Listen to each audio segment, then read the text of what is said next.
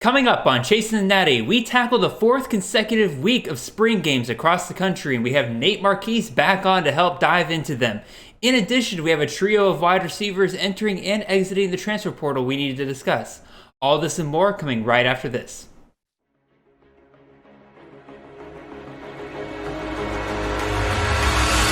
Slant to Brock Bowers. Look at the tight end go! An extra gear for the freshman. Zappy looking to Jared Stearns, who makes the catch and scores. What a burst! Trayvon Henderson, as advertised, touchdown Buckeyes! This is Chasing the Natty, a college fantasy football podcast.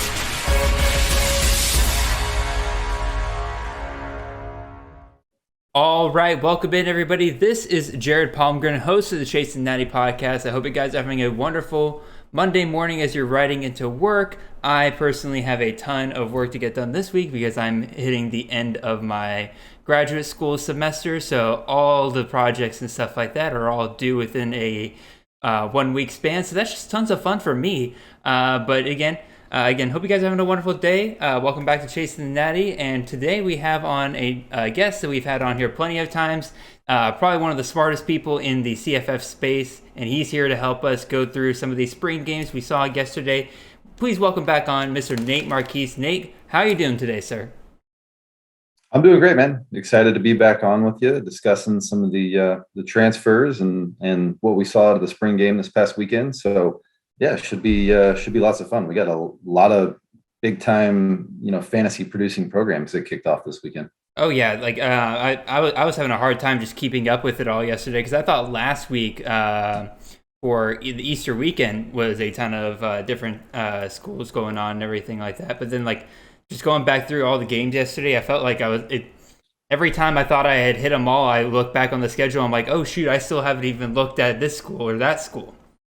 So yeah, it felt like a Saturday in fall. I was bouncing around from game to game, and by the time like 5 o'clock had rolled around, I was like, God, I haven't done anything productive today. I just watched football all day long. I miss those Saturdays. When it comes to the fall and everything, it's like I just take out Saturdays as my day of productivity. Obviously, outside of just watching football and stuff like that, because there's nothing else to do on Saturday, and then I do all my work on Sunday. It's great. Yeah, so, I'm with you.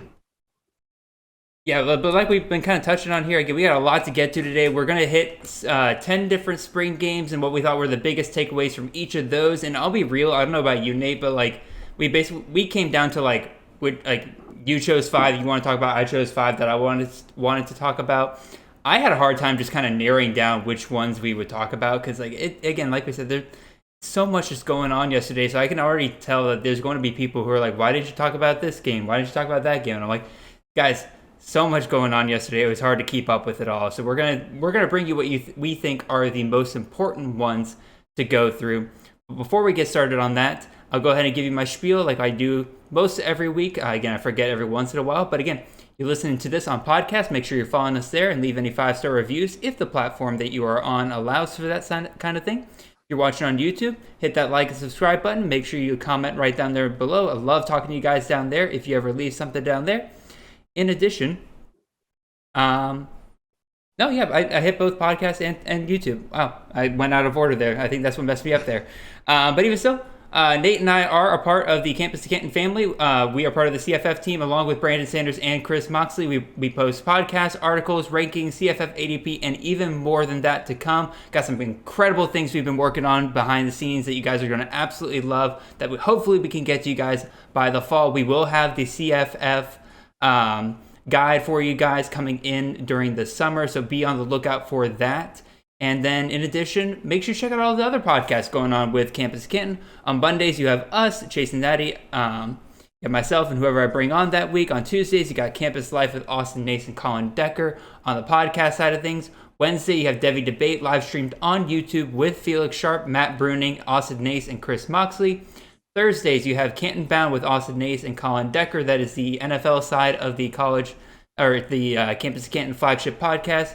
In addition, check out The Official with Alfred Fernandez, Matt Powell, and David Nipple on YouTube. That is a recruiting analytics show.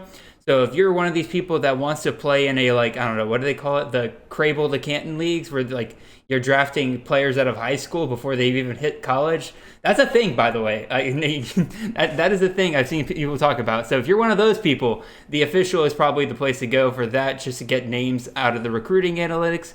And then finally, on Fridays, you have the Future Freshman podcast with Brandon Sanders on podcast and YouTube. If you're somebody who plays in a CFF dynasty, or if you're playing in a Campus Can't League and you're just wanting to really dive into some of these freshmen and maybe see who can pop off early, absolutely the place to go. And then in addition to that, we have some daily shows going on. The Daily Draft Report with Dwight Peoples has been going on, and it will continue until the day of the draft. They've been going over a different draft prospect every single day. Absolutely check it out. Very easy to catch up on. And then the Spring Reports with Matthew Bruning. He's been doing a fantastic job and has been a must listen for me every single day that he's put one of those out, because it's a great way for me to double check to make sure that I've hit everything I've needed to hit. So with that being said, we're about to hit the spring games, but first we will discuss some of these transfers. I have had one or two of you DM me asking me to discuss a few more of the transfers than I have been. If you don't see somebody that you think was important that we don't discuss today, be on the lookout for my transfer portal report. If you're listening to this on Monday, the report should be out unless some news breaks here in the next couple of hours, in which case it might be delayed by just a day, but we will definitely see. But let's go ahead and get over into that. And Nate, let's start with this first one here. And this is, again, for some people, this might be a little bit of old news and everything, but after I recorded last week's episode, it was pretty much right after that this announcement was made. But we have Agiye Hall transferring from Alabama to the Texas Longhorns. Good Lord. I think that's the side of my family. And so, Nate, I'm going to ask you first, what are your overall thoughts on Agiye Hall, and what do you think of his landing spot here at Texas? Well, I think it's interesting how it seems that Texas has become the landing spot for a number of guys at Alabama that it just didn't work out for him with Nick Saban. So obviously there's a connection there. A number of staff members or former Alabama staff members are there at Texas now. So not a huge surprise. He was one that we had discussed in the Slack that, Texas was pretty interested in seeing him. I think it's a good fit. I don't know that I'm expecting much for him this year. I think probably wide receiver 4 is maybe his ceiling of what we're looking at. We'll talk more about some things we saw from Texas in the spring game, but I thought Isaiah Nayor was really impressive. So I don't know. I thought at first maybe Hall was going to impact Nayor some, but I don't know that that's the case. I think he's really good. So yeah, I mean, I think that's what we're looking at. Maybe wide receiver 4. I know that Brennan Marion's a heck of a wide receiver coach, so I think he's the type of guy that could develop Hall. And he's uber talented. We'll see if he's able to translate that to the field, though. Yeah, that's the part that kind of stuck out to me, and like you immediately said it there, that this feels like wide receiver 4 for this year, unless he wants to move inside to the slot and maybe try to fight Whittington for some starting time. But even Whittington's had a great spring, so I don't even know if he could do that. But his whole thing last year at Alabama was that he was very upset about the fact that he wasn't getting out there on the field. Are we going to see that again at Texas if he is the clear wide receiver 4 and he's just not out there? What do you think? Yeah, I mean, it's hard to say. It's hard to get inside the mind of an 18-year-old that has, it appears has had some stuff going on where he's been unhappy with the number of places that he's landed at over the course of his football career. But yeah, I mean, it's like, what are you going to do? You can't take Xavier Worthy off the field. Nayor looks great. You're right. I mean, probably the weakest of the 3 is Whittington in the slot. I mean, it's just, there's not enough. There's only one football to go around. And there's some really, really dynamic playmakers on the Texas, offense. So it's just, it's going to be tough to see him getting more than, that 30 to 40 touch range. So again, redraft, I think we're both on the same page where it's like, don't worry about grabbing Agiye Hall. The only way he's going to be out there is if Worthy or Nayor gets injured, that he probably slides into wherever they are, because he could probably play outside either side.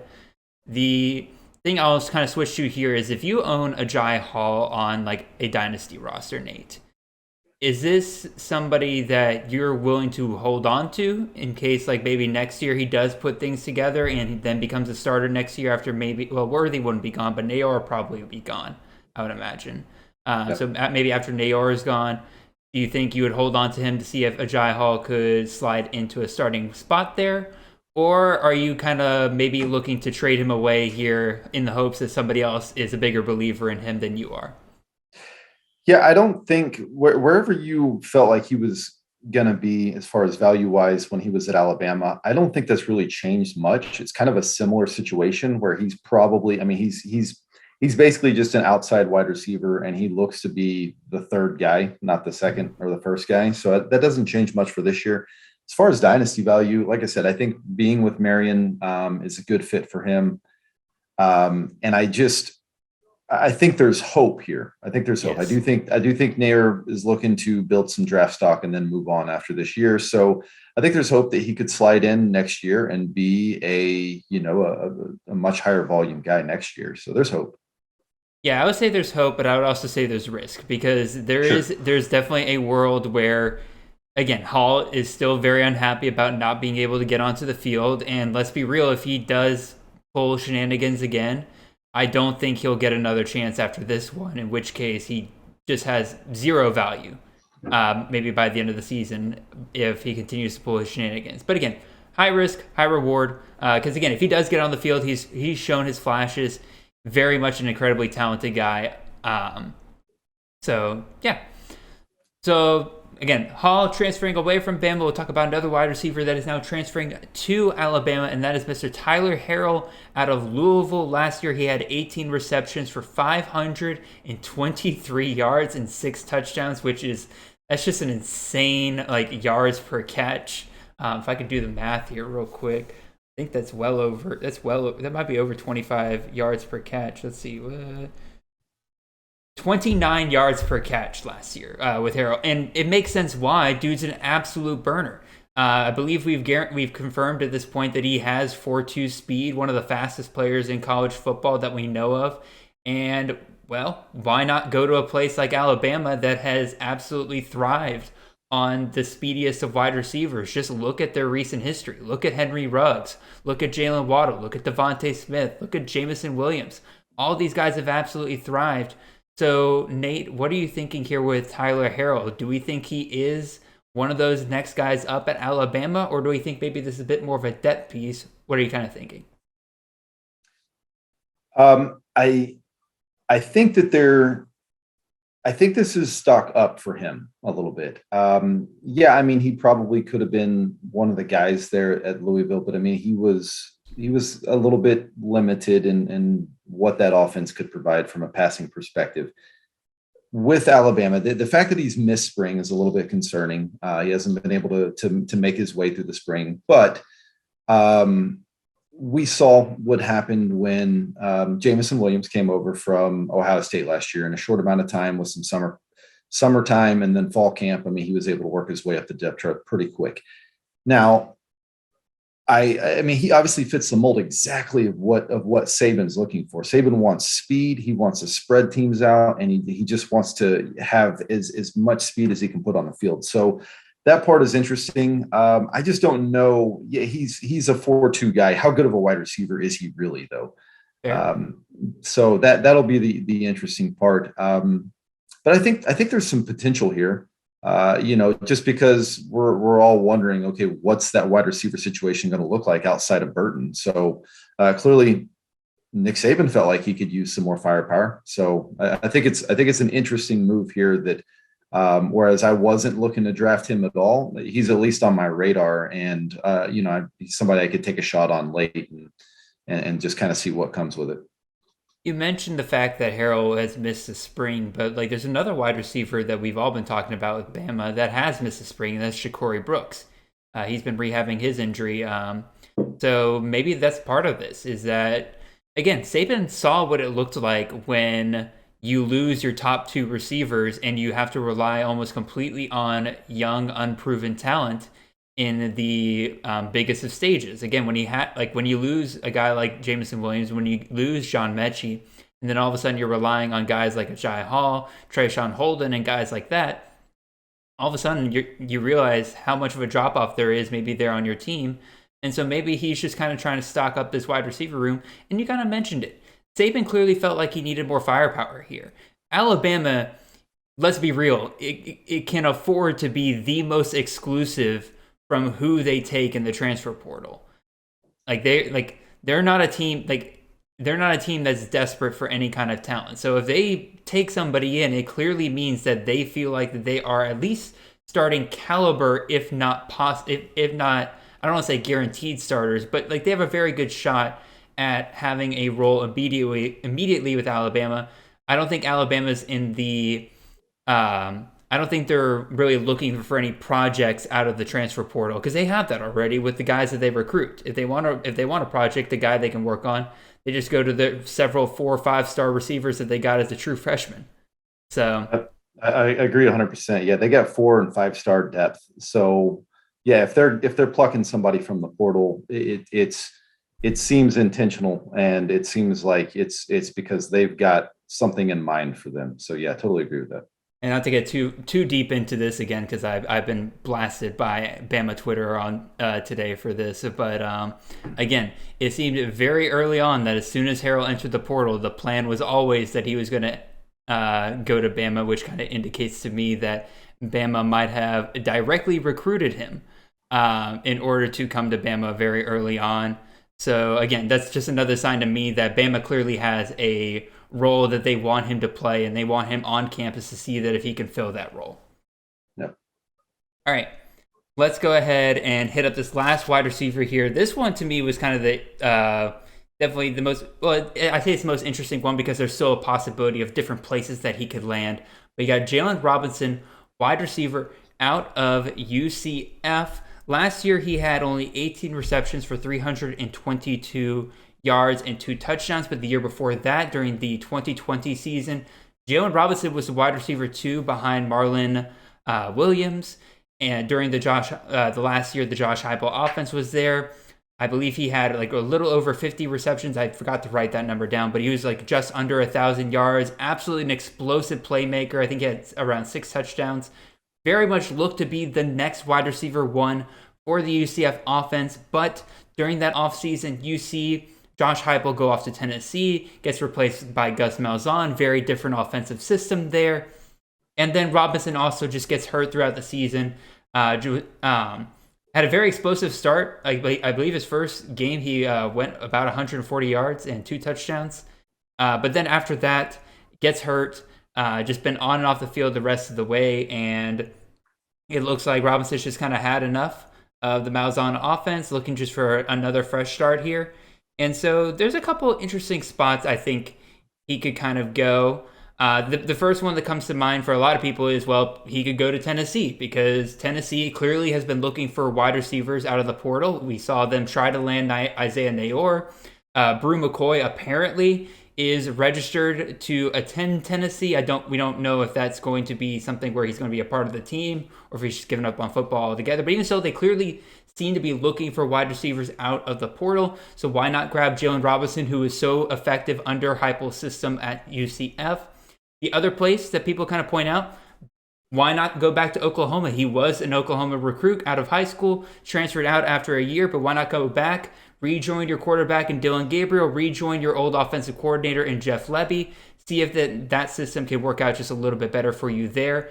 And then finally, we did see this past weekend, he did take a visit to Ole Miss. And if you watch the Ole Miss, we'll touch on the Ole Miss spring game. If you watched, Jonathan Mingo is still hurt, and outside of maybe Jordan Watkins, there isn't really another clear guy that steps up next in that wide receiver room. So why not take a shot on Jaylon Robinson? So Nate, what do you think about those 3 landing spots? And is there any other schools that you kind of heard in the ether that maybe would be kind of interesting to you? Yeah, so I mean, we're talking about a guy that had almost 1,000 yards. I think he had like 980 yards in 2020, which was a shortened season. So he was super productive. And like you mentioned, he was banged up all last year. So that's the reason why he wasn't able to produce to the same level. Tennessee would be really interesting. Obviously, the connection there with Heupel, as you mentioned, that would be a big time stock down for Jalen Hyatt, who's playing the slot there, and would, it's just I can't imagine both he and Robinson could coexist. And if they went and grabbed Robinson, that would almost feel like kind of a direct shot at what they've currently got at the slot position. So, but super fun offense, a high end quarterback. So that would be a really fun landing spot for him. Oklahoma, I don't think is going to happen. There hasn't been any talk out of Norman that they're considering him or that he is considering them. There is the Levy connection. Marvin Mims is playing the slot there. He's absolutely got that locked down. It would probably be something where he would end up actually seeing, very limited snaps if he went to Oklahoma. Who was the other one you mentioned? Ole Miss. He took a visit to Ole Miss this past week. Yeah.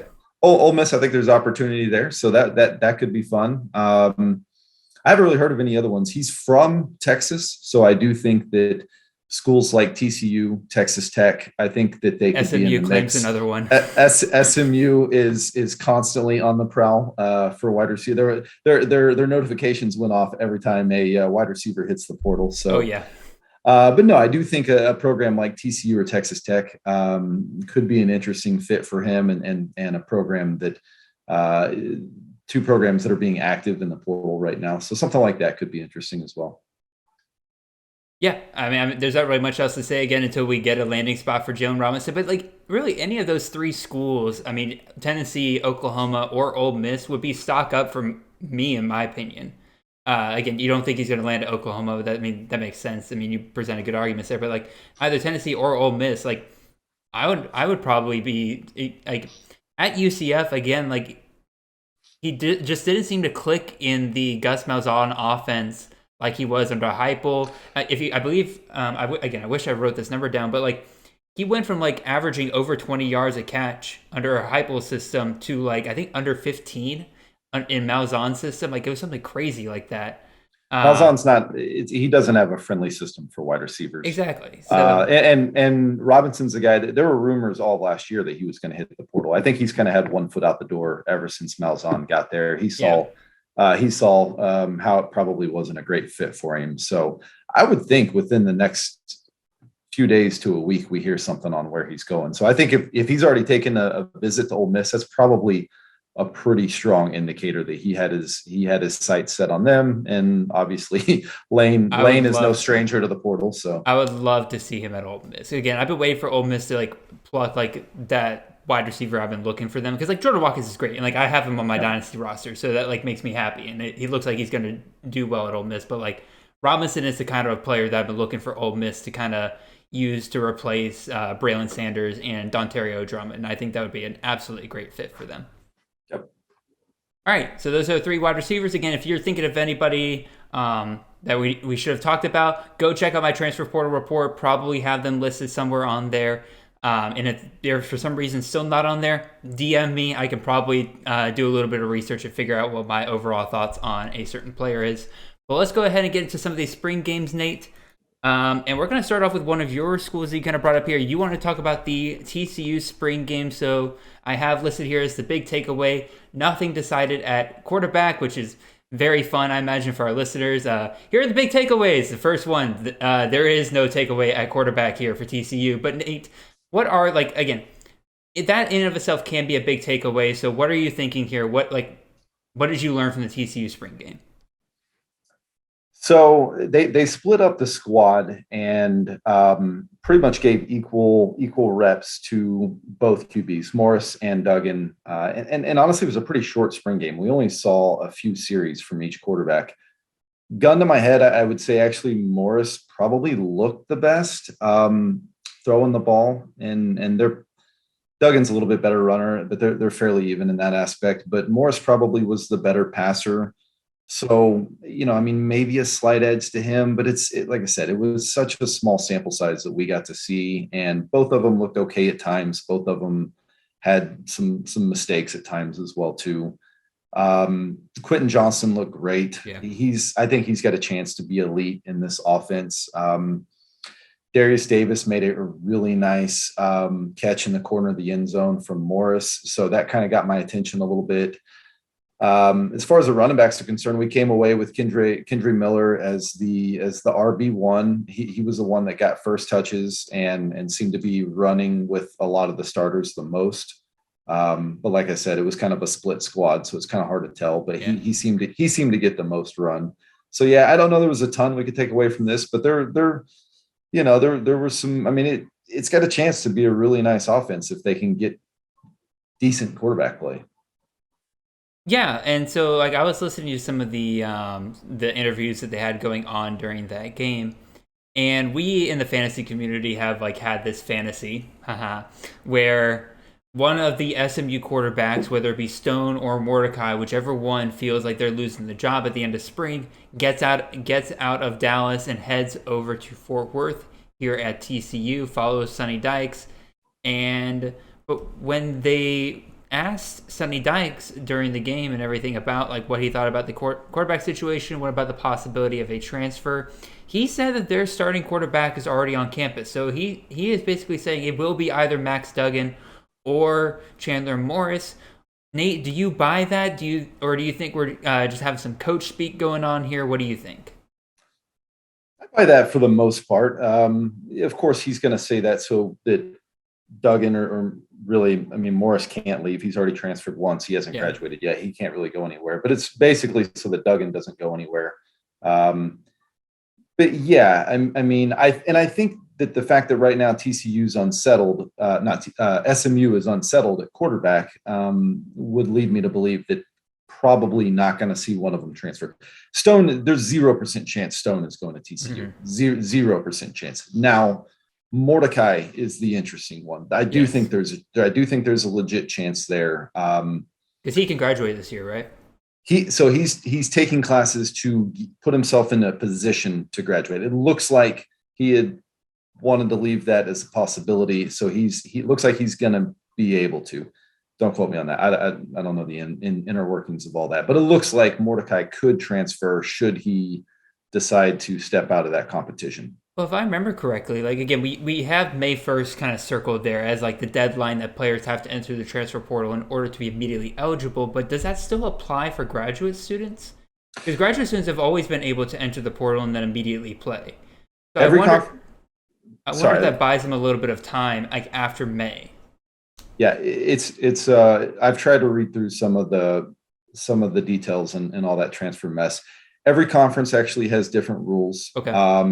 The May 1st deadline is a deadline, but you can still apply for the waiver. And let's face it, they're going to give it to pretty much everybody. It's extremely rare that they don't give the waiver. Really, it's just basically saying, hey, players, if you don't want to do a lot of paperwork, just do it by May 1st. That's true. Otherwise you got to do paperwork and then we'll grant you eventually. Hey, paperwork's a good disincentive. So. Yeah. All right, let's move on to the next one here. And let's go ahead and go over to Ole Miss, where my big takeaway here is everyone is triggered. You all can groan and you all can sigh heavily at my bad pun game here. But let's be real. I love it. I love it, man. I feel so vindicated with this. I have had Michael Trigg as my tight end for ever since he and Dart went over to Ole Miss, and I said, Ole Miss. Lane Kiffin, Charlie Weiss, all of them have had great success with a tight end over the past couple of years, and Michael Trigg is probably one of the most talented that they've ever had, in addition to the possibility of Dart being his quarterback and having the chemistry there. It was a match made in heaven, and we saw it on the field. Trigg went off 7 catches for 89 yards and 3 touchdowns, in addition to 2 two-point conversions. They are going to be targeting this man all day long in the red zone. I am so excited about what Michael Trigg is going to be able to get this year, and I'm going to be real. I don't know that there is a price high enough, at least anywhere past where like Michael Myers and Brock Bowers are going, that I wouldn't be willing to pay up for him in a CFF draft. Because again, I have been very, very happy with Michael Trigg going into this year. I'm actively trying to get him in the Dynasty team that I don't have him on right now. So Yeah, I'm very happy about it. I feel extremely vindicated. I am very excited about Michael Trigg. I do think he is now at least a top 4. Like, he is in the same tier to me as Zach Kuntz. If you kind of already had that tier divide where Kuntz was kind of like an island on his own between where Bowers and Michael Meyer were going and then everybody else. I think Michael Meyer has moved himself up there. I think this is going to absolutely smash come the season. The only kind of downside is that Dart looked awful.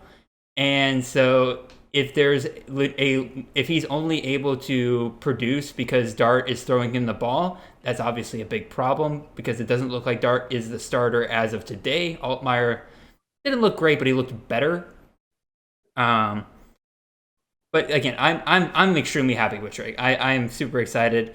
Other takeaways here: Jordan Watkins was kind of out there from what it looked like as the Ole Miss did a weird thing here where it's like they gave one side the running game effectively. Like, they gave him the starting O-line, they gave him the starting running back, and they gave them Luke Altmaier. But then they kind of put all the starting receivers on the other team as a way to balance it out, because they had Jordan Watkins, they had Michael Trigg, and I'm trying to remember, there was another name on there that kind of struck me as okay, that's another starting wide receiver. Why are they on the other team? I've seen teams do that before. Georgia did that, not this year, but the year before, where they kind of took the starting tight ends and put them on the backup team and everything to try to even things out because there were just so many receivers out. And Ole Miss was dealing with a ton of injuries at the receiver position. But even still, Ulysses Bentley, he looked great. Catching the ball out of the backfield. I absolutely think he's going to have a very big role to play in this offense this upcoming year. I don't think there's any chance that Zach Evans is getting this backfield all to himself with the way that Ulysses Bentley was playing. And also Quinshon Judkins. He looked very great too, but that's more of a dynasty C2C stash than anything else. What were your takeaways from this game, Nate? Well, one of my main takeaways is that I look kind of like a jackass when it comes to our ranking summit that we did, and here I was, the one defending my poorly ranked Michael Trigg tight end ranking. But yeah, I mean, I've only got to watch bits and pieces of this game, so I'm going by a lot of just what I saw in the stat line and what other people are saying, that how everybody looked, and obviously Trigg was a monster. Pretty impressive that he could put up those numbers with such horrendous quarterback play. Oh, yeah. So that means he was clearly, if both quarterbacks were well below 50% passing percentage, he was clearly targeted often. So very. Yeah, I mean, he's here. We're as we speak now, we're in the middle of a best ball draft, and we're approaching round 5. So I've got my eye on you to probably lean towards picking him up in at least the next few rounds. So. I mean, I'm not going to deny it. But we don't have to worry about anybody snatching him before, because I'm sure we'll be to that point by the time the recording is out. But yeah, I mean, the other takeaway I think for me is Ulysses Bentley. Yeah, I've been kind of fading Zach Evans a little bit. Just the rumors that he doesn't want a full workload, and now he's got a running back that he can share that workload with, would worry me a little bit. I know he's super productive with limited carries, but I'm sorry, I like volume. I want a guy that gets mass volume. So it worries me whenever a guy doesn't. So yeah, that'd be my only takeaway. You say you're fading him. How far down your rankings do you have him? Do you have those pulled up right now? Yeah, I think I have him right around in my updated rankings, right around RB20. Let me see here. Oh, I have him down at 36. I want no part of Evans. Oh, okay. Well, yeah, I want no part. Yeah, I'm probably not that low on him. Now this is before the spring game, so seeing Bentley be able to perform at that level, and people say that he looked really good, would probably cause me to bump him down a little bit further. Yeah. But yeah, I mean, he's in that. I do not want him as my RB1, and I'm probably would only take him if he's my RB3, and that's just simply not going to happen in any draft I'm in. So yeah, I just at this point I know I'm not getting sure. You can rank him at 20 or 36, either way, neither one of us are getting him. Exactly, and I'll say this because again I'm crapping on Evans here.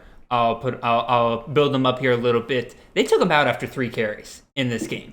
And you're seeing Oh coaches yeah, do this more and more now, where if it's a player they're clearly going to rely on, especially in the running game, which is the most physical part of the game, they don't let them play a ton of snaps in the spring game because they just don't want to worry about them getting injured. You yeah, no definitely got to doubt. put guys like out there like Judkins and Bentley who aren't quite as pivotal to your offense, and you want to see them get a few more reps than they have been getting in the spring. So that to me is also a sign that they clearly are going to use Evans quite a bit. But also Bentley looked really, really good, and I have to imagine he's earned a higher percentage of carries in the spring game and how spring has been going than we maybe initially thought he could go. Yeah, and don't forget, Bentley was in the portal for like 7 minutes. It's true. They he knew they wanted him, and they knew it was a fit. So Oh, yeah, yeah. there's a connection there. All right, let's move on from Ole Miss and let's go over to Lubbock, Texas, with the Texas Tech Raiders. I think they're Lubbock, right? I'm Yeah. trying to keep track of all the yeah. So going over to Lubbock, Texas Tech. The question everybody wants to know is: are we any closer to knowing who is quarterback one for this system? Nate, break it down for us. What did you get out of this game? Man, this was I want to say, like, I had to explain to my wife. She's like, why are we watching college football at 12:30 in the middle of the spring? And I was like, listen, I've been waiting for this spring game for a really long time. I need to know what's happening with this quarterback situation. So, and then she was like, yeah, that's stupid. But I, I, I don't know how much closer. So I think there were two main takeaways we saw from the quarterbacks here. Shug got the first snaps, and he got a lot of the snaps. Now, Yes. part of the reason there was a difference in volume, I want to say he threw the ball around 30 times. And then the other two were probably somewhere around 12 to 15 passing attempts, something like that. Smith had 7 and Morton had 13. Some of that was just play calling, and the fact that Shug had a lot of underneath stuff that kind of dinked and dunked and led to there being more volume, whereas the other two were kind of heaving it deep a little bit more. So I think that was part of it. But I think it's important to know that Shook appears at this point to be the most likely QB1. And we've talked about that, and I've been saying that on Twitter. He's the most likely starter. There's a reason he came back and he fits the Kitley system. The other thing that I took away is Baron Morton was the better player. Baron Morton was the best quarterback that was on the field yesterday, in my opinion. Smith just looked a little bit out of sorts. I don't know that he's a great fit for the Kitley system.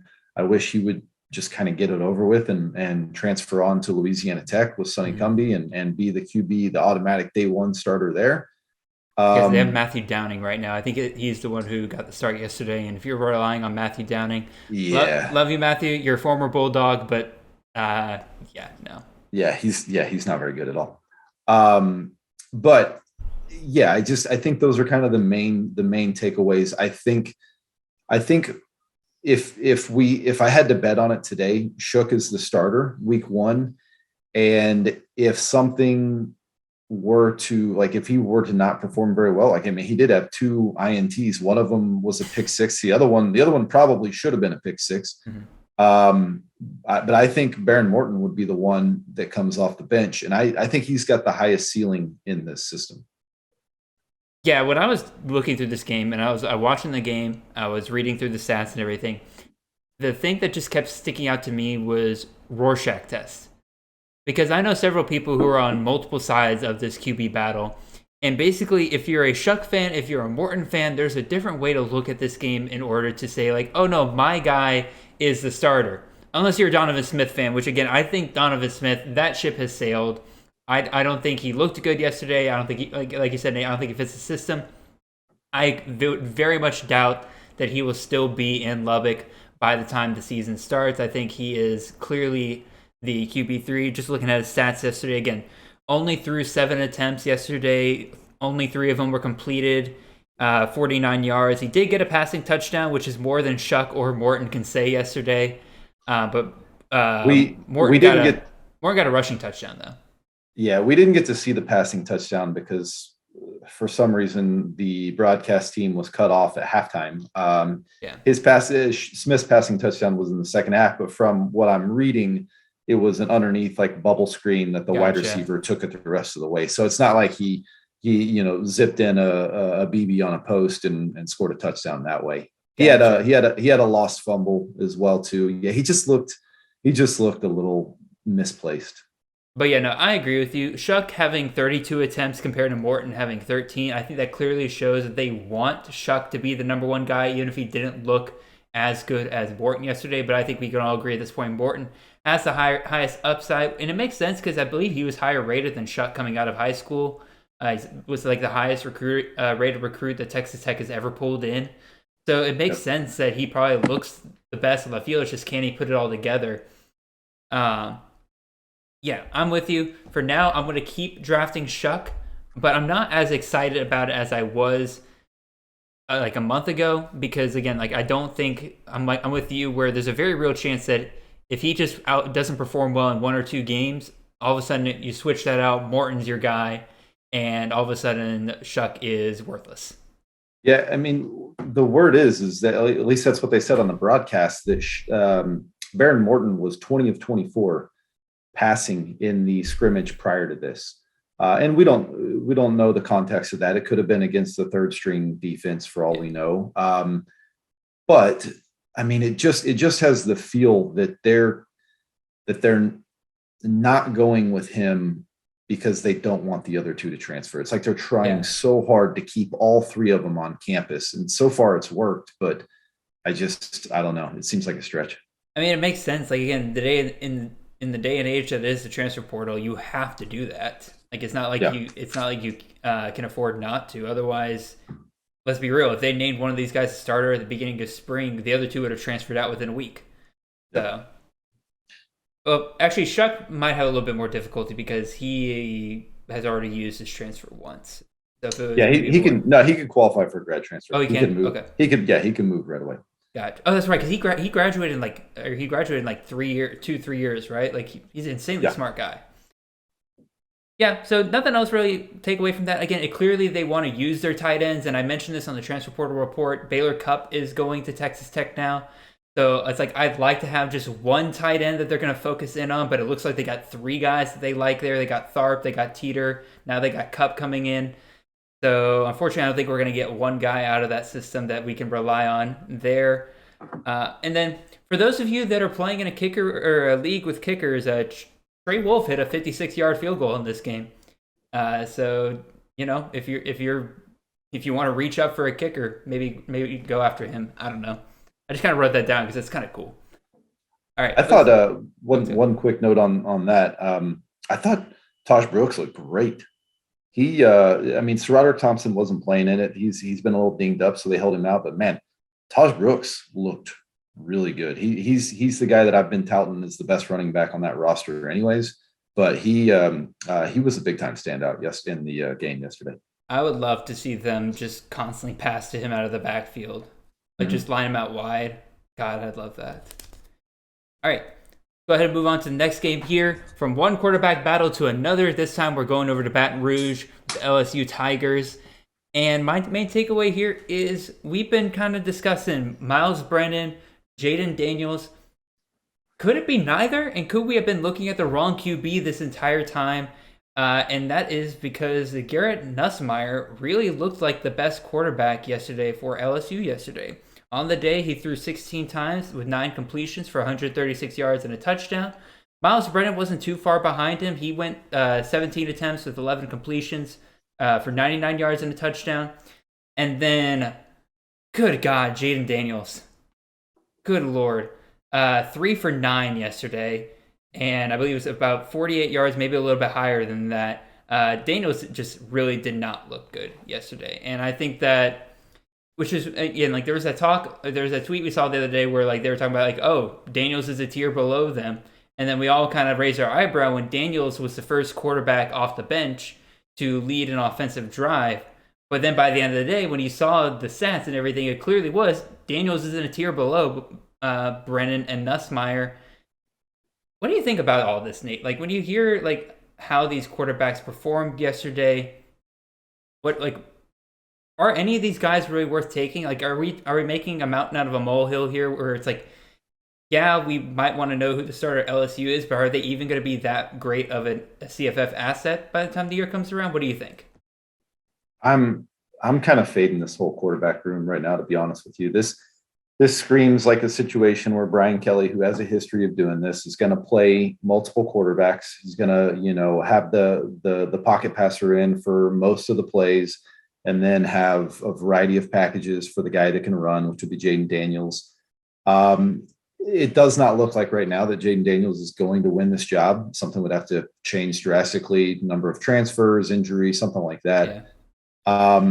And honestly, with a pocket passer, and whether it's Nussmeier or it's Miles Brennan, that's not the type of quarterback that I want with Den Brock running the offense. And then you have the potential of getting, TDs vultured once they get inside the red zone. Yeah, I mean, this is just a messy quarterback situation, and I'm probably just going to stay away from it for right now. Yeah, I'm pretty much almost in the same boat as you. Like, I like Miles Brennan, but again, just too many things are going against him right now in terms of just the offensive system they're trying to run. Keyshawn Butte still hasn't returned, and that kind of brings me to my other big takeaway from this game, is that there's no real clear favorite at wide receiver behind Butte. Like, when Butte's out there, he's a guy that just commands targets when he's out there. But, like, I was looking for a guy like Malik Neighbors to pop yesterday. I was looking for maybe Jack Beck to pop a little bit, Brian Thomas, all these different guys, and nobody really separated themselves from the pack yesterday. Now, that could have been because they were rotating quarterbacks due to different chemistry and stuff like that. But, like, none of them really kind of stuck out to me. Anything kind of sticks out to you on that, Nate? No, I've only got to watch bits and pieces of this game as well, but no, it's, again, we're talking about Brian Kelly and Den Brock. These aren't guys that produce wide receivers at the same rate of some of the other programs we've talked about with TCU and Texas Tech and Ole Miss and stuff like that.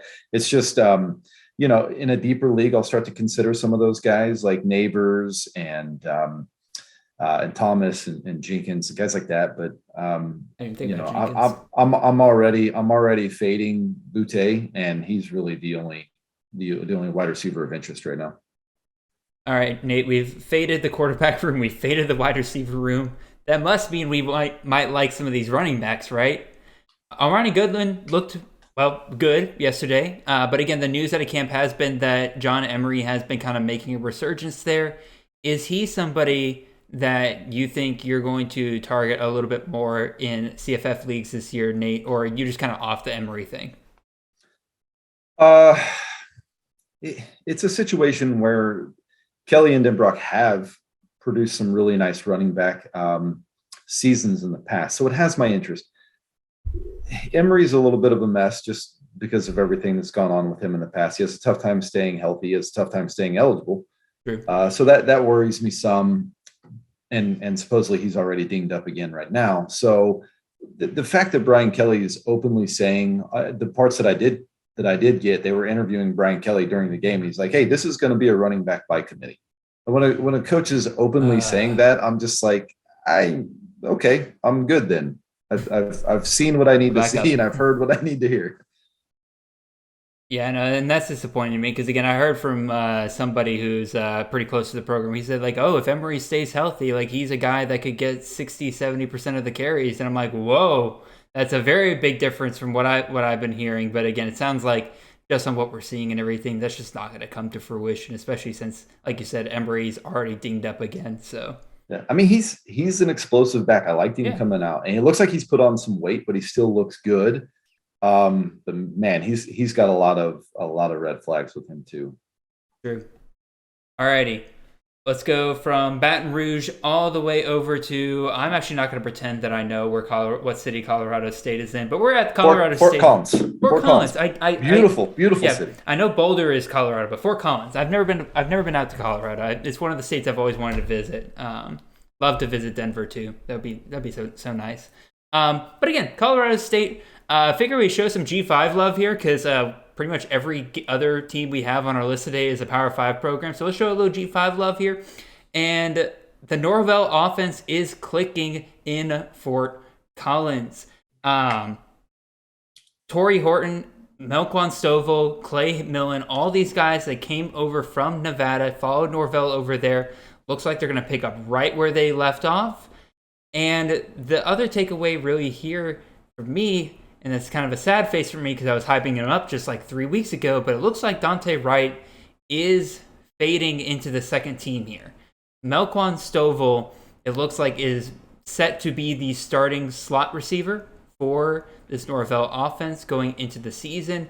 Dante Wright is also a slot receiver, so unless he wants to move outside to the opposite of Torrey Horton, it looks like Dante Wright is definitely going to be limited on snaps and potential there, which is, again, a little sad because, again, he's a very talented wide receiver, but it sounds like Norvell is going to go with the guys that know his system even better, and Stovall had some great catches and a touchdown yesterday. Torrey Horton also had some incredible catches. Again, Clay Millen looked legit. Like, he looked like the heir apparent to the Carson Strong system. I think we're absolutely gonna love having these guys on our team. The other thing that I noted was that, again, David Bailey was the starting running back for Colorado State last year. It looks like he is probably fading right now to guys like Vivens, who I believe there was a article that came out right after this about what the starting lineup could look like. They said that David Bailey is probably RB3 right now. Yeah. So what do you think about all this, Nate? Any kind of takeaways you can take from here? Obviously, there's no real game to watch here because this is mostly on hearsay for this game. Right. But what do you think? Well, the Bailey stuff's really concerning. He was somebody that I had started to come around on a little bit and had been questioning why I hadn't been taking him in some of our best balls. So now I'm questioning that. So let me see if I can pull up that article real quick. You keep talking. Yeah, I he would be a decent fit because he's got soft hands. He catches the ball fairly well out of the backfield. So I thought maybe that would be a fit for him. He's a big guy. They like to run the kind of the bigger, thicker running backs around the goal line to kind of punch in some of those touchdowns. So I thought maybe he could be that guy. So here's the article. So they have listed at running back, the top two are Ajon Vivens and Avery Morrow, and this is their notes. Vivens, a former receiver, could thrive in this offense, and Morrow has experience from his time at Nevada. They're the clear top two. David Bailey could play a role as a backup if he returns in the fall. This is from the Coloradoan. What's the date on that? Does it say? This is April 23rd. Okay, wow. So this is literally came out yesterday. If he returns in the fall, somebody has put a bug in their ear that David Bailey will not be there next fall. That's what that tells me. So that's really interesting. As far as the rest of the offense is concerned, I mean, yeah, this is the air raid in its truest form. This is how Mummy's kid is running. The inventor of the air raid, his son, is running this offense. So yes, very interested in it from a passing perspective. Clay Millen, it's good to see now that he's getting live reps that he's everything we thought he could be. I like that a lot. He's somebody to definitely target. He's got good value from where he's been going in some of the drafts that I've seen. I mean, some of the Dante Wright stuff concerns me a little bit, but I do think it's an offense that can support multiple wide receivers. So I'm not totally out on him. He's definitely dropping quite a bit for me. Yeah, I mean, that's fair. And Stovall's a guy that I know the staff has really liked. They think he's got some really good potential, but I don't have a problem with rostering either one of them as well as Horton. I think that there's potential for, and I think this is the type of staff that realizes where their weapons are and will get their weapons on the field. So this isn't a situation where I don't trust the staff to make the right kind of decisions. I think there'll be times where you'll see a lot of snaps with all three of those wide receivers on the field at the same time. Yeah, you're probably right. And again, you were coming around on David Bailey, but let's talk about Ajon Vivens, who is listed currently by this article as the number one running back. You're talking about a former receiver turned running back. Does that interest you at all? Again, as a piece of this offense, especially a receiving threat out of the backfield? A little bit. He's somebody that played well at times last year, so a little bit. But I'm definitely more interested in the passing game here. Oh yeah. Alrighty. Let's move on from Fort Collins. Let's go over to Los Angeles. Nate, you take the lead on this one. I think I've taken the lead on. No, you took the lead on Texas Tech. Yeah, you take the lead on this one. We're talking about the USC Spring Game here, and the main takeaway you had me write down was the Williams to Williams connection. What are the overall takeaways from this game? It did not take long for Caleb Williams and Mario Williams to link up here. They threw Williams to Williams was the first 2 passing touchdowns on the day. Caleb looked super smooth. I think he was 9 for 9 in the first half or something like that. It was he's somebody that is very familiar with this offense, as he should be. Mario Williams looked to be his favorite target there. Man, they have one thing that stood out. There's just so many wide receiver options there, and Gary Bryant wasn't even playing. Mm-hmm. So yeah, I mean, it was just clear how comfortable Caleb looked in this offense. It was clear how terrible the defense is at USC. That was kind of what I expected, and the reason why I have Caleb as my QB1, because I think every game's going to be a shootout for SC. I don't think they're going to be able to stop a cold. I mean, they're going to have to score close to 50 points in majority of their games to come away with the win. So, and they have the offensive firepower to do that. So a couple of the wide receivers kind of stood out outside of Mario Williams. I thought Terrell Bynum, the transfer from Washington, looked solid. Yep. And Ware Hudson kind of stood out. They had him going on end arounds, had him underneath stuff, over the top. I was surprised to see just how much they were kind of targeting him in some of the scrimmage there. Yeah, and so like obviously you mentioned Gary Bryant was out. And so the thing that I wrote down was who they had come out as their starting 3 wide receivers, and that was the aforementioned Mario Williams, the aforementioned Terrell Bynum. They also had Kyle Ford out there, which to me is interesting because, again, when Gary Bryant comes back, I imagine Bryant probably takes over again as one of the starters, and I imagine that puts Kyle Ford back into the second. I think he's a transfer candidate because, again, this wide receiver room is filled with guys who have already transferred. As soon as they see they're not the starting wide receiver, they don't have a choice. They kind of have to stick with it. Kyle Ford is not one of those guys. I think he is a guy that can realize, all right, if I'm left over from the previous administration, I need to go probably find a new spot because I'm not going to break into the starting 3, especially if those starting 3 are Mario Williams, Terrell Bynum, and for the Gary Bryant when he comes back. So I think he could probably be somebody to keep your eye out on for. Taj Washington, I can't remember if they said if he was injured in this game or not, because him also not being he played. He played. That's even more concerning for me then, because again, I'm kind of surprised by that. He's now stuck in the second tier of these wide receivers. So unless he is sitting there with a grad transfer in his back pocket, he's another guy that I kind of feel bad for, but he's got to be faded even though he did pretty well last year. The other thing here for me is the running back situation. Travis Dye got running back 1 carries, which is great, but also Austin Jones got plenty of carries. Darwin Barlow got plenty of carries. I think this is going to be a running back by committee. We've seen Lincoln Riley kind of go with the committee approach in the past. Obviously, Dye has the receiving ability that kind of separates him from the other 2 and everything, but I currently think, let me see if I can pull up the ADP real quick. Where is Travis Dye being taken right now? Because I remember seeing him go in drafts right now, and I think it's just going too early. Yeah, he's being taken as a running back 32 right now, right ahead of Donovan Edwards, right behind Carson Steele. I'd rather have either of those guys. Marquez Cooper's going behind him. Jairo Brock's going behind him. I'd have both of those guys. I don't think he's going to be quite the value that people want him to be, outside of the fact that, like you mentioned, USC is going to have to put up a ton of points. So his touchdown opportunities are probably going to be through the roof when it comes to that. What do you kind of think about that situation?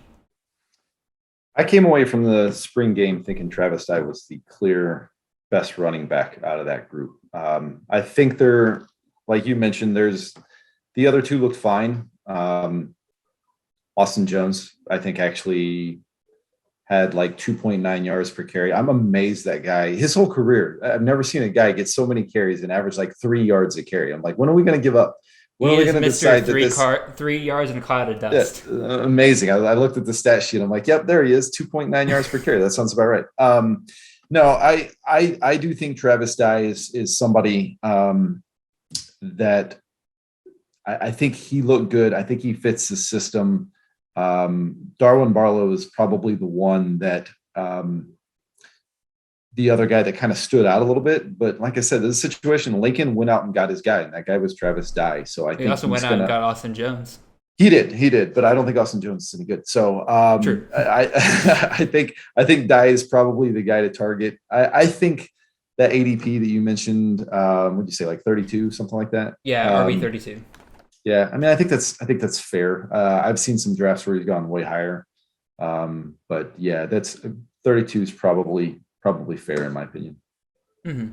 I'm mostly just because I look at some now. Granted, some of the guys that are going ahead of him, I probably would take behind him. Like Nicholas Singleton's going ahead of him in ADP right now, and I'm just like, I love Nicholas Singleton, but in redraft, no need to take him that high. There's a legit chance Travis Dye could get 30 catches, 400 yards receiving out of the backfield and a few touchdowns. I think his receiving prowess is enough to be able to sustain that floor that you want. So anything else I have written down here? Miller Moss looked all right, pretty good yesterday. He got actually more run than Caleb Williams did because, again, I think they really want, because they know Caleb Williams is going to be the guy. There's no pretending that there's a quarterback competition. But Miller Moss went 15 for 20 yesterday, 169 yards and a touchdown. I know the last thing Riley would want is for Miller Moss to transfer out, but do you think there's a possibility of that, Nate? I think there's a possibility because the writing is kind of on the wall for him. If he wants to be a starter, it ain't going to happen at USC. Yeah. So I think there was a possibility. I will say that Riley you will hear nothing but this is a competition from Riley all the way until week 1. Oh yeah. He cannot afford to have a walk-on basically playing behind Caleb Williams. So yeah, he has to have Moss stay. In fact, I would be surprised if USC didn't add a QB from the portal. Yeah. Between now and fall camp, even if it's just some grad transfer that knows that he's not going to be the starter, just a guy to be a live body back there. True. In case Moss moves on. Yeah, I was going to say, if Moss is gone, then they definitely will be targeting a QB out of the portal to back up Williams. Yep. All right, let's go ahead and move on to the next one here. Going from USC all the way over to Norman, Oklahoma. Nate, these are your people over here, which, by the way, shout out to Oklahoma fans for packing out the Palace on the Prairie yesterday. I think y'all have the record now for the most in a spring game for this year. I think it was like 67,000 or something like that. 75. 75. What did I say? 67? My God, no. Yeah, it was in the 70s. 75,000 people there yesterday. Absolutely packed out the stadium for this. What were your overall takeaways from this game, Nate? Well, you got it up there on the Oklahoma will be top 3 in plays per game on the graphic here. I was blown away at how much of just kind of a breakneck pace that Lebby had this offense going at. I knew that they would be fast, and obviously, if you've watched any of Ole Miss the last 2 years, who's finished in the top 5 in plays per game the last 2 years, you knew that they were going to run at a fast pace. But I thought maybe it would take a little bit before they could get it going at that warp speed, and it did not. I mean, I couldn't write down a note in between plays when I was watching this game because Gabriel was taking the next snap. So they were moving really, really fast. That's exciting. It means that they're going to have enough plays to where, multiple wide receivers, potentially multiple running backs can at least be relevant. So that was good. Gabriel looks to be very, very comfortable in this offense. He's worked with Lebby before. It shows. He looks super smooth. The top 3 wide receivers are set in stone at this point. It's Mims, it's Theo Weiss, and it's Jalil Farouk. I will say that the true freshman, 6'6", 190-pound Jalen Gibson showed out. He had over 100 yards. Of course, 95 of that came on one play. He had a 95-yard touchdown catch. So he shook off kind of some early rust and looked pretty good, some early nerves, and looked pretty solid.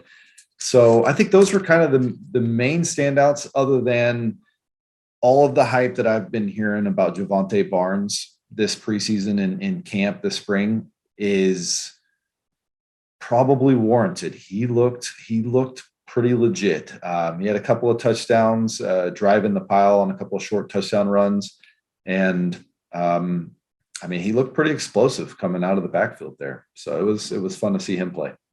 Marcus Major was hurt. He did not play in this game. So, and they maybe ran Eric Gray for a series or two and then moved on.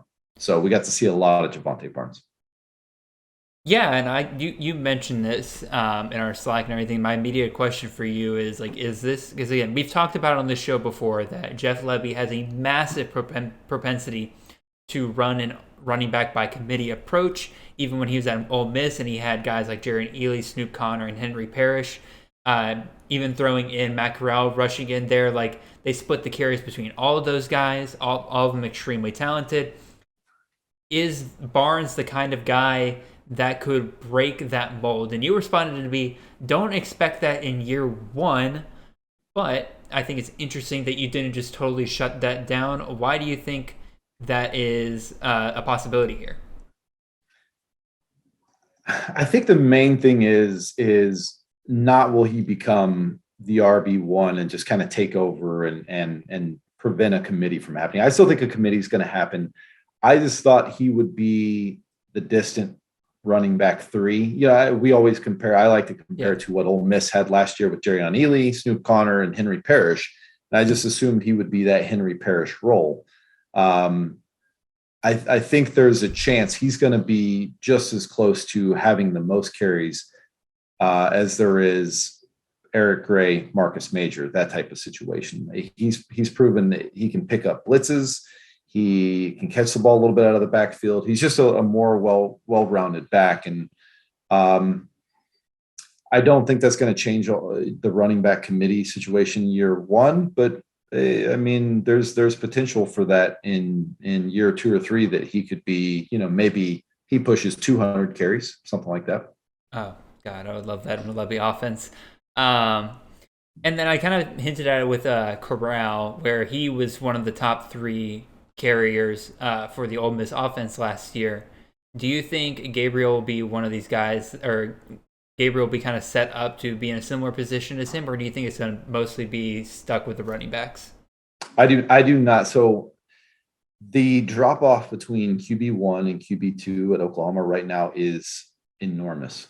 And I think they know that. I think they're going to protect Gabriel at all costs. It'll be kind of a Baker Mayfield situation where he is just going to run to buy time to then throw the ball. Gotcha. I do not see him getting 100+ carries like Matt Corral got last year. I think he's probably more in that maybe 50 carries is kind of his max. He's got that upside if he needs it, but more than likely they're going to keep him out of harm's way. They know that there's a huge drop off if he were to go down. Yeah, I think they kind of learned that lesson last year with Corral in the Tennessee game, because he was just never the same after that Tennessee game. And even Altmaier, when he finally got his start again, there's just a clear difference between Corral and Altmaier by that point. So yeah, I think Levy's learned his lesson there. He's probably going to keep Gabriel a little bit safer. And let's be real, based on what we saw yesterday, Gabriel's going to get plenty of action through the air with his arm, with Marvin Mims, Farouk, and Theo Weiss. He's going to be just fine as a fantasy asset. Let's go ahead and move on here. Go from the plains of Norman, Oklahoma, going all the way up to Eugene, Oregon. And my main takeaway here is the Ty Thompson hype finished? I think for the longest time, we've been kind of hoping that he would be the guy to finally take that step in Oregon this year. He couldn't really pull it off last year when they absolutely refused to bench Anthony Brown. And they never really gave him any run. We were hoping that he would be able to beat out, or with Anthony Brown going off, he would become the guy. Then Bo Nix comes in. We're like, oh, well, Bo Nix isn't that great, so maybe Ty Thompson could just beat him out. And then we had a glimmer of hope when we heard that he was running with the ones at one point at a media day. And then it went back to he was a third string. And then we come to the spring game. Bo Nix has a pretty good day, 8 for 15, 230 yards, 3 touchdowns, and 1 interception. Butterfield also had a pretty good day, throwing about 215 yards through the air and an interception. Thompson had a rough day. 12 for 27, only 168 yards, 1 touchdown, and 2 interceptions. Now, granted, one of them wasn't entirely his fault. I think it was more on the receiver than him. But even so, like, Thompson very much finished with the third best stats of the day out of all the quarterbacks. What do you kind of take away from that, Nate? Do we just need to kind of put the Ty Thompson hype to bed here? Yeah, I mean, I think if you're thinking that he's going to start this year, you're sadly mistaken. I just don't think that that's the reality. I haven't thought that's going to be the reality ever since they went and got Bo Nix like a day after Kenny Dillingham was hired there. So I think the bigger question is, does he transfer or does he stay? Because if he transfers, then his value can rebound depending on the landing spot. If he stays there, then he's just going to waste away this year, it appears. Yeah. The other main takeaway I kind of had with this and everything was that Troy Franklin, Dante Thornton, 2 highly rated wide receivers that came to Eugene. Looks like that they have finally kind of made that next step, and it looks like they're going to be the main wide receiver duo for Oregon this year. Are you interested at all in either of those two, Nate, given that Bo Nix is the quarterback? Or do you think that we kind of get more of the same from, I mean, again, you got Kenny Dillingham running the offense here. Do either of those guys kind of stick out to you as somebody you might target late in a draft or something like that? Not really. Okay. No, and I think Seven McGee could probably be thrown in with that too. He's performed really well since moving over to the slot. C2C and Devi guys can get really hyped for Thornton and Franklin, and I understand that because they got a lot of upside. I think we've seen enough of Kenny Dillingham to know that he just rarely produces a high-end wide receiver for CFF production. So I'm not going to take away from this spring game that all of a sudden I'm on board with what they've got at wide receivers. I'll keep an eye on it. And I don't, late in drafts, I don't have a problem with taking a flyer on one of those guys, all 3 of them, but no, I'm not going to be actively targeting any of them. Yeah, one more thing I'll kind of throw in here was that, again, Byron Cardwell did not play in this game, held out due to injury, but Noah Whittingham looked pretty good when he was given some run in this game. Obviously I think Cardwell is still going to be the guy, but again, we are all kind of hoping that he would be the guy, like as in like getting 50, 60 plus percentage of the carries. Are we a little worried now that Whittingham is going to cut a little bit too much into that? What do you think, Nate? No, I'm still pretty high on Byron Cardwell. The fact that they held him out of this game and he's been practicing just tells me it's kind of like that. It's kind of like that Zach Evans scenario that they know he's the guy, and let's not ruin him in a spring game against his own team. So yeah, I don't really have a big problem with it. I've seen enough from Whittingham to know that he's or Whittingham. What's his last name? Whittington. Either way, he's not Byron Cardwell. This doesn't affect the Cardwell stock for me that much. Okay. Again, I was just kind of throwing it out there because I'm sure some people would have that question. Again, it didn't really affect Byron Cardwell too much for me either. Final takeaway from this game is that Oregon, your uniforms are ugly enough when I only have to see one of them on the field. It's twice as ugly when I have to see 2 of them on the field at the same time. So. Okay, moving on, we got the Washington Spring Game, and here my main takeaway is that Cameron Ward is the real deal. They are very much interested in him being the starter. There is no competition for him there whatsoever, and he had a great day yesterday, throwing 28 times, 20 completions. He had 249 yards to the air and 4 touchdowns, so it's very clear they're going to rely on him whenever they get down there near the red zone. So that settled. Cameron Ward is the guy. To me, the bigger question now is like we are not settled about who his main wide receivers are going to be really. Me and Chris have been pretty high on Dejon Stribling for the most part this year, but there's been a very steady drumbeat for Lincoln Victor throughout all of spring. And then now here in the spring game, he had 6 receptions, 95 yards, 2 touchdowns. And you had a couple other receivers that are kind of making some flashy plays. Dylan Payne had 3 receptions for 60 yards. Cannon Katzer had 4 for 47. He was spreading the ball around quite a bit. Nate, are we concerned here at all about the possibility that every week will be a guessing game in this offense as to who's going to be the main target?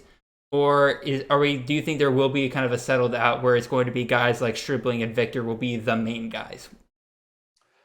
I still give an edge to Stribling, but I think that maybe I overvalued him a little bit with where I had him ranked initially.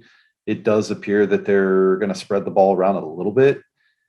Victor's shown out well. Ollie's had some good spring scrimmages as well. I mean, we haven't even seen Renard Bell yet, who's put up some really big numbers out of the slot for them the last couple of years. So I would think he's a little bit concerning.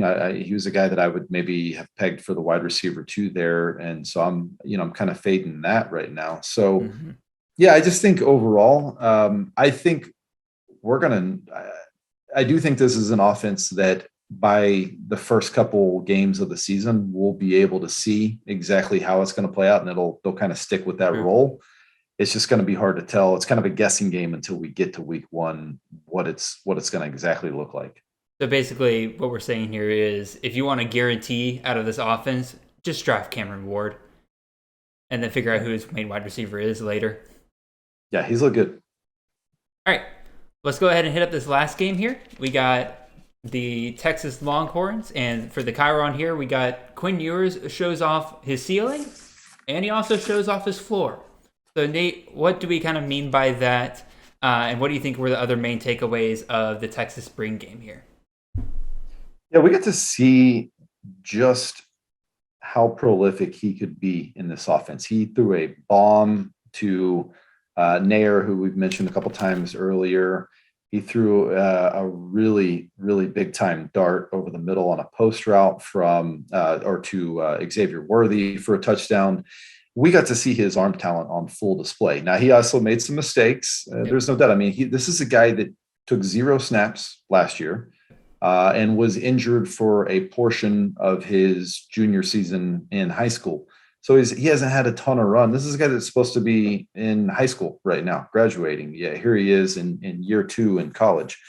So, but I think it's pretty much just coach speak at this point that Card is in the mix. It's kind of the same scenario that Lincoln Riley has. You don't want to lose that backup quarterback. But I would say Quinn Ewers unlocks so much more for this offense as far as his ability to push the ball downfield. It's going to open up more for Bijan and the rest of that run game. So yeah, he just provides such a higher ceiling for Texas, and they're going to need it, man. That defense is god awful. They're going similar to USC. They're going to need to score 50 points. They're not going to be able to stop anybody. Yeah, no, I don't have too much to add here when it comes to Texas. Again, loved to see. I've been too low on Isaiah Neyor. A lot of people have been ranking him inside their top 40, and I've been saying it's very rare for an offense to put up 2 top 40 wide receivers, and I think we're getting a little ahead of ourselves when it comes to Neyor. But again, he's just proven me wrong time and time again. And in this spring game, he at times looked like the best wide receiver on the field, and clearly the guy that they're going to go to deep if they don't have Xavier Worthy open. So I think both of those guys are probably going to be finishing in the top 50 wide receivers if this offense goes as well as we hope it goes this year. Anything else? Jatavion Sanders, again, he looks like the tight end option for this offense. Again, we can completely fade Julio Billingsley out of here. I don't think he's going to be I don't think this is the fresh start that really people are kind of looking for with him. If you're going to want to get a Texas tight end, get Jatavion Sanders. We didn't see Bijan in this game. They held him out because why would you risk Bijan in this game? We got to see run from some of the other running backs. Jaylon Robinson out of Alabama, another former Alabama player playing for Texas. We saw Roshan Johnson get some more carries. Got Jadon Blue got a few carries, but not nearly as much as I would have liked. I guess we could talk about that just a little bit here, Nate. Like, obviously, Bijan is the guy, but he's off to the NFL this upcoming year unless something just goes horribly wrong for him. Mhm. Do you which of those next three running backs do you see take that next step to be the RB1 for Texas next year? Go a little dynasty talk here. That's a really good question because I watched that game and I yesterday and I came away saying, man, how deep is Texas at running back? This is crazy because Roshan Johnson looked really good at times. And we've seen him perform really well in the past. And Robinson was one of the standouts of the spring scrimmage. And I thought Jonathan Brooks made some really nice plays at time last year. So I'm sitting here, I'm like, gosh, Jadon Blue is like one of my favorite running backs to come out of this class. And man, he's buried in the depth chart right here. So I'm trying to look. What does Johnson have? Does he have any eligibility left after this year? What's his situation? Let me go to Nick's handy dandy spreadsheets. Let's see here. Pull those up.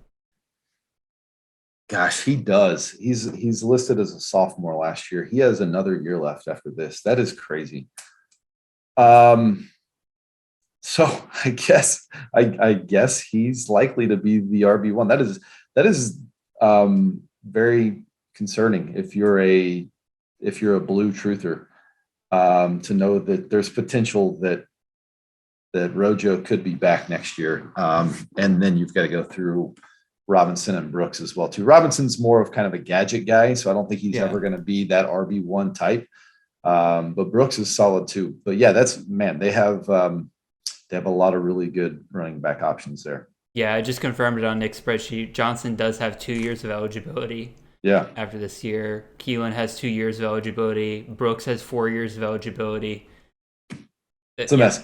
So somebody will transfer out, I'm sure, in the offseason next year. But that's a lot of guys that Blue's got to hop to get there. I think he's a really impressive player, but man, this staff loves Johnson. They had no problem feeding him a lot of carries whenever Bijan was out some. Yeah, it struck me that they said, like the announcer said during the game, that Roshan was like one of the clear captains of the offense. Mm-hmm. Yeah, so, they love him there. Clearly, they are very, very high on him and trust him a ton. So yeah, it wouldn't surprise me at all if he was the guy next year, especially with his receiving ability. So I do believe that brings us to the end of our show for the most part. Again, appreciate everybody tuning in. Oh, I should probably go over the schools that will have spring games this upcoming week. Things are finally slowing down on the spring game front. We got Maryland next week, Buffalo, Minnesota, Fresno State, Washington, Akron, Wyoming, and California in terms of G5 and Power 5 schools. If you want to throw UMass in there, if you're a psychopath, you can watch that game as well. Any of those games kind of stick out to you, Nate, as like something you would consider must watch next week for those who are interested in college fantasy? I think Washington's a little intriguing. The word is that Penix is the QB1 there, so I kind of want to see it with my own eyes, and then just kind of how how Penix targets those wide receivers in that room. Buffalo, we're not going to be able to watch that game, but I'm definitely going to be kind of scouring Twitter to see, okay, who's the guy that comes off as potentially the RB1 there, because McDuffie moving on. Are they going to feature a particular running back like they have in the past? So that's kind of interesting. In terms of other ones I'm looking for, Fresno State, I'm interested to see what the offense looks like with DeBoer moving on, then bringing Tedford back in. Akron, who's RB1 there? Because you got Cam Wiley, you got Jonzel Norrells. Either one of those guys stick out there. That'd be nice to see. And then anything else really here? Again, Maryland, I like to see how that wide receiver room is starting to shake out a little bit. Again, Raheem Jarrett's probably the guy, but like Jacob Copeland, how does Dante Demas look if he plays at all? And again, if I want to be a psychopath, I'll watch Wyoming because they have like nothing left there. So Wyoming's like the New Mexico of this year, where it's like last year with New Mexico, you didn't own anybody on New Mexico, and I think Wyoming's going to be just as bad. Yep. So It's a dumpster. absolute dumpster fire. Yeah, now that brings us to the end of our show. Again, Nate, really appreciate you coming on here. Appreciate everybody listening out there. Again, going forward with spring games kind of wrapping up a little bit, we're going to spend less time on spring games next week. Again, this next week in the transfer portal is going to be massive because, again, you have that May 1st deadline that players have to be in the transfer portal by in order to get that immediate year of eligibility without the paperwork. And so that's probably what we're going to focus on the most, I imagine, next week. If things are slower than I'm expecting, I'll probably fit in at least one more segment.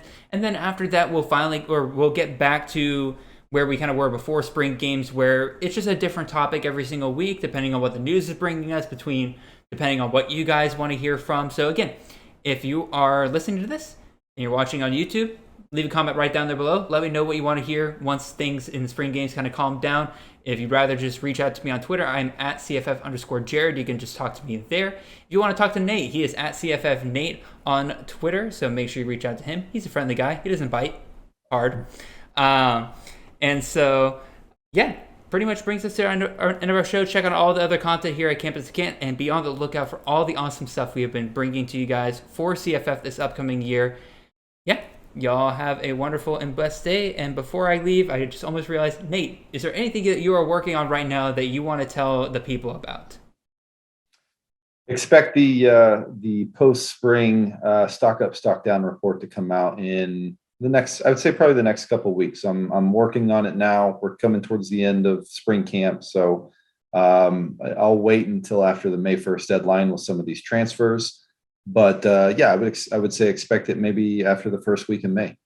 All right. And again, if you haven't been seeing it on the Campus Camp website, I've been writing the transfer portal report. I've been trying to get it out every week, again, between it and grad school and everything like that. I haven't been able to keep the timeline that I wanted to, but I'm trying to get back to every week. I'll be putting out that report. Make it easy on you guys to keep up with the craziness that is the transfer portal, where players are going. So you never get into one of those conversations where all of a sudden you're asking, like, is Jared Mangum at BYU? No, Jared Mangum is not at BYU.